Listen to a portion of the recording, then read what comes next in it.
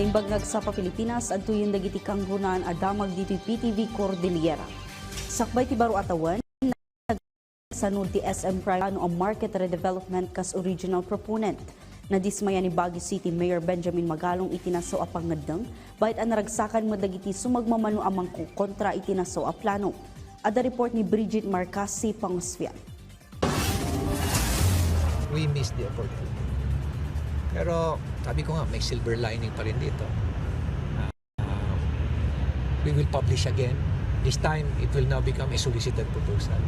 Dayta ti reaksyon ni Mayor Benjamin Magalong iti panangisanod ti SM Prime Holdings Incorporated iti plano da a redevelopment ti Baguio City Public Market.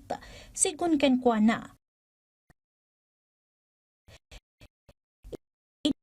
pay December panggap ti naa idi December 22 ngem impakaammo na laeng kalpasan ti holiday season tapno saan na maburibor ti selebrasyon ti Paskwa ken baro atawan ti syudad. Mamati ti mayor amay sa arason iti daytoy ti panagwaras dagiti adu a panangdadael ken palso a damag may naig iti proyekto isu an nagsanod da.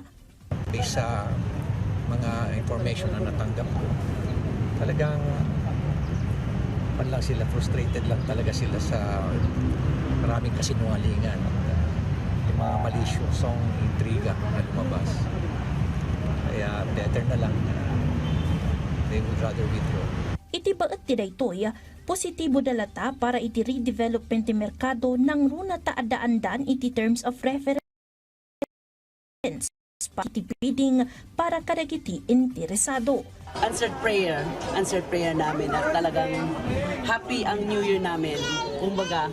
So, ang reaction namin ay pangalawa, nagpapasalamat kami kay SM at narinig din niya yung clamor ng mga tao.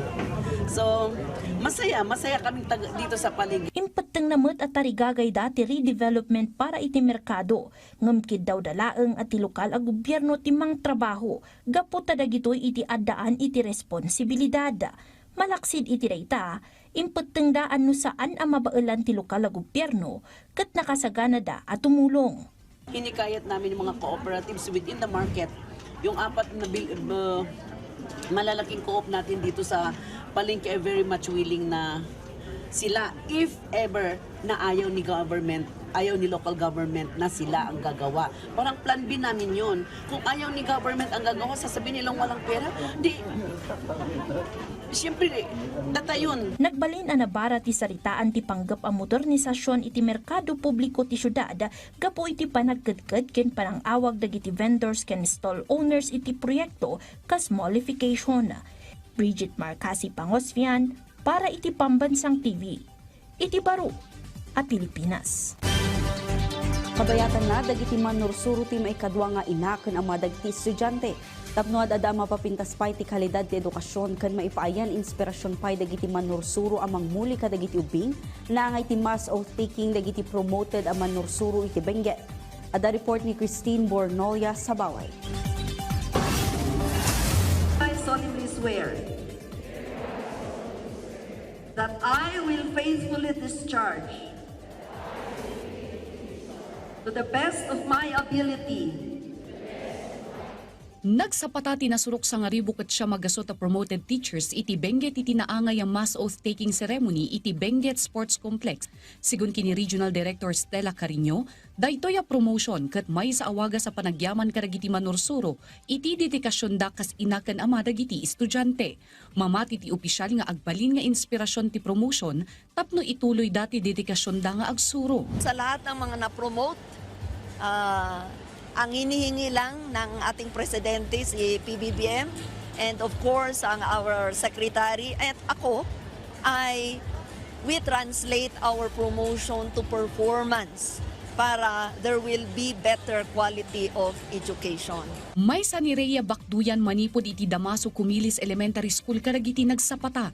Manipod iti Teacher 1, nagbalin at Teacher 3. Dakkel ti panagyaman na iti daytoy nga oportunidad. With faith as our foundation, we commit to continue in contributing quality education through nurturing minds and hearts and serving the Department of Education with the spirit anchored in God's grace. Kastamat ni Marcelina Gosgos ang nasurok 20 atawanan nga agi sursuro. Manipod iti Teacher 3, nagbalin at Teacher 6. Para kini Marcelina, ti panagbali na manursuro kat saan laang at trabaho, ngamkit di may sa calling. Teaching has not been just a job for me. It has been a calling, a responsibility, and a lifelong commitment. Iti aktibidad, nagserbiya kang runana sa ngaili ni USEC for Human Resource and Organizational Development Wilfredo Cabral. Imatendar mo't lang iti aktibidad ni Governor Melchor Diclas anang ipaaymat iti mensahe kadag iti newly promoted teachers. I would like to take this opportunity to congratulate everyone. Congratulations amin kanyayo for this promotion. Christine Bornolia sa Baway, para iti Pambansang TV, iti Baro, a Pilipinas. Dagiti kang runa na damdamag dito PTV Cordillera, i-like, i-follow ka subscribe iti social media platforms ti PTV Cordillera iti Facebook, TikTok, and YouTube. Para iti PTV balita ngayon sa probinsya, siya ni Audrey Villana na Imbagnalda.